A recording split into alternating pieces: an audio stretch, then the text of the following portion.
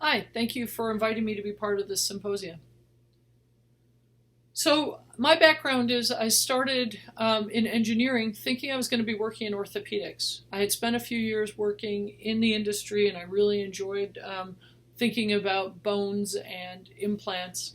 And then I watched a lecture on skin and interface pressure, and I got very interested in support surfaces and tissue mechanics and started to wonder about how forces affect tissue. And from there, really began to wonder about, how the microstructural loading of tissue could prevent or lead to pressure injuries, and then why tissue breaks down in some people and not others, which led me to be interested in proteomics and seeking to identify biomarkers associated with healing and scarring.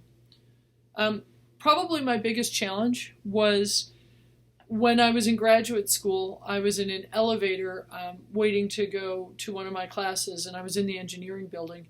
And a group of the faculty, and they were all men who were faculty in my department, got into the elevator and they asked whose secretary I was. And I replied that I was a student in the PhD program, and they laughed. It just seemed inconceivable to them. And I was the only woman in my program. And then when I was looking at orthopedics, that was a little bit more of a male dominated field at the time.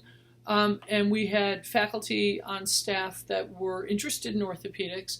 But then as I began to look more at wounds, I really started to build more of an interdisciplinary team. And I work with physicians now, trauma surgeons, pathologists, nurses, physical therapists, bioinformaticists, and marine biologists. My ongoing projects are wound healing in sharks and skates, that's the marine biologist; burn scarring, that's the trauma surgeon; unavoidable versus avoidable pressure injuries, those are nurses and physicians; and then adipose tissue in etiology of deep tissue pressure injuries, and that's pathologists.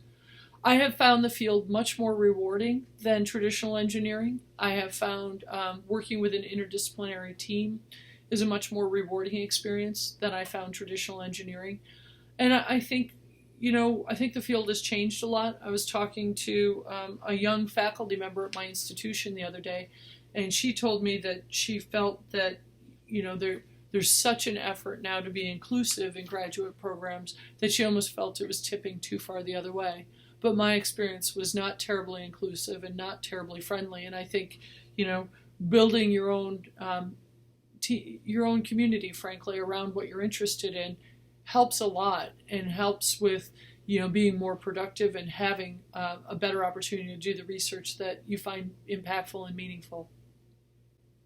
Thank you for the opportunity.